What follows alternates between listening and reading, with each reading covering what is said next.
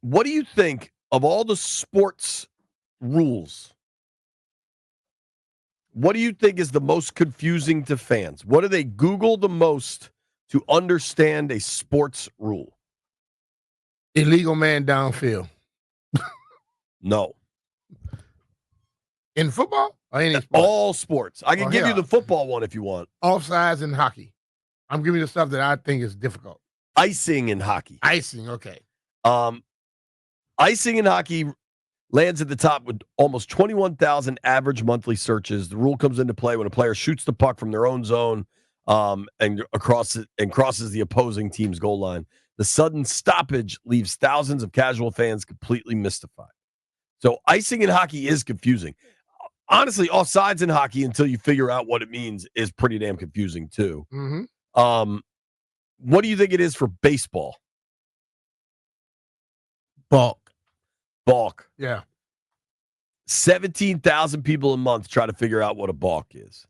And I think the hardest part is like even true seam heads, like my man Landfill, you can't always, like sometimes you think it's a balk and then it's not, or you don't think it is and it is. Like where does a balk technically occur? When the pitcher starts his rotation, right? Because he doesn't have to be, especially if it's a lefty. You can't make a sudden movement. You can't make a move towards the plate. Right, but like if it's a lefty pitcher and there's a runner on first, like that's a really hard rule. Yeah, I was gonna say that's like a righty, it's a lot easier. Pitchers learn different moves for that. Yeah. I'm just saying, but they changed it up lately. That's the balk rule. Like that is, I understand why people are Googling the hell out of that. All right, so what do you think it is in football? In football, top search. Illegal procedure. Nope. That illegal man downfield got me last year, but is it a catch or is it not a catch? No, it should be that. Offsides. 15,000 people a month are Googling offsides. And they write, many weekend viewers scratch their heads when play stops for this common violation. And what's trickier about offsides is if they get the snap off, then the play continues. So if you don't know what the hell's going on, you're like, wait, that guy just jumped off. And then there's neutral zone infraction. And like I talked to a ref yesterday. Yeah, you said you were texting me. So I said, how do you all referee the neutral zone? Says the front of the ball to the back of the ball. I say, but in the touch push, the offensive lineman heads are even with the ball. And he's telling me that, well, the D lineman can't be like that. I said, well, the offensive lineman should not be like that either. Well, they're not supposed to be. I'm like, well, you better look at some of these plays then. Then I was told, well, you gotta be careful when you're looking at it on film because it'll make it look like that. I said, bro, I'm not talking about film. I know when they're offside. So they don't even know. What do you think the most confusing rules in sports are? I think I just told you. I think particularly with the tush push, I think it's so hard for us to conceptualize this because Toby's sitting in here now. The six of us are so far removed from casual sports fans. Like even the sports I don't watch a lot of, I understand on a pretty fundamental level. The one I had to figure out was when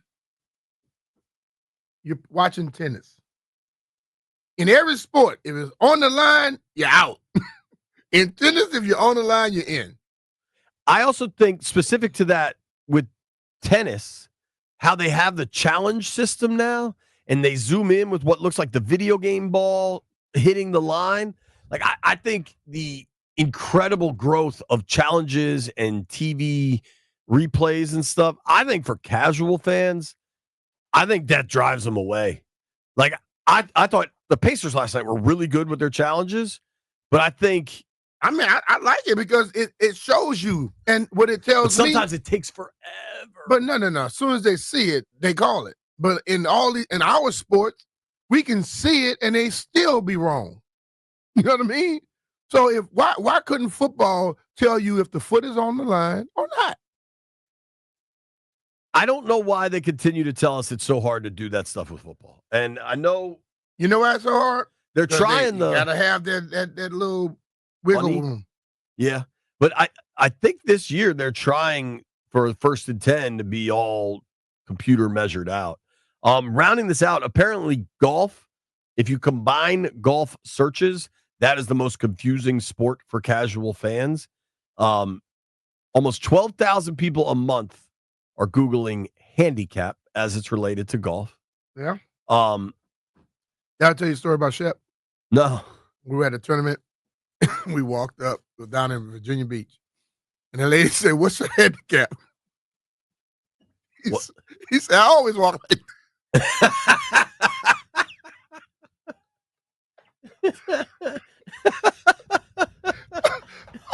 I started laughing. What the hell you laughing at me? I say, bro, she thought you golfing. And he say, hell, whatever the highest they can get me. He said, "I always walk like this." That's amazing. My dog. Shout out to Leslie Shepard. So golf, handicap gets Googled almost 12,000 times a month. And then I can understand if, and again, this is me trying to wrap my head around very casual sports fans. I can understand sports fans or casual fans needing to Google what a birdie is. But I'm surprised. So 9,000 people a month are Googling birdie. 7,500 people a month are Googling par. Let me just par is a real word. Par is the number. If it's a par 4 and you get 4, that's a par. It's even whatever the number of the course, the name of the number is. Birdie is one less. Right. I understand what it is, B. I appreciate I'm trying to explain to them. But par is also a word that you can use in like financing or like if our guy John Leahy's selling houses and it's like, yo, this house is worth $500,000. That's on par with the comps in the neighborhood. Like that's just a word. It means something specific in golf, but it means lots of things, lots of places. People should be able to on some level, people should be able to figure out what the hell that means. It's a regular word. No, birdie is a very unique thing. Bogey, etc. I gotta calm you down. You know, you little pompous sometimes. People should know what par means. That is not pompous. No. Par in golf is a par 4. Okay, on par means you're equal to something. It's totally different. I get that, but you should just. But be if able you to don't play understand golf, what the word you're not gonna know. People that don't play golf don't know what the hell a golf terminology is. I guess. If you had never been on the golf course, had never played, none of your friends talked to you, you wouldn't know either. Jeff, when did you know what par and birdie and all? He don't know what par is. Jeff definitely doesn't know what birdie means. Y'all got jokes. All right, so I knew par. I used to play like Tiger Woods and stuff on the PlayStation. My dad randomly had those But you games. played a game with it. But the term I had to Google a couple weeks ago was albatross. You're never going to have one. Don't worry about it. So look, the only reason I even knew that was a golf term is because I was playing like this game on my phone and I hit an albatross on the game. And I was like, what is it? I was like, Alcatraz. Albatross. That's Alcatraz. That's Alcatraz.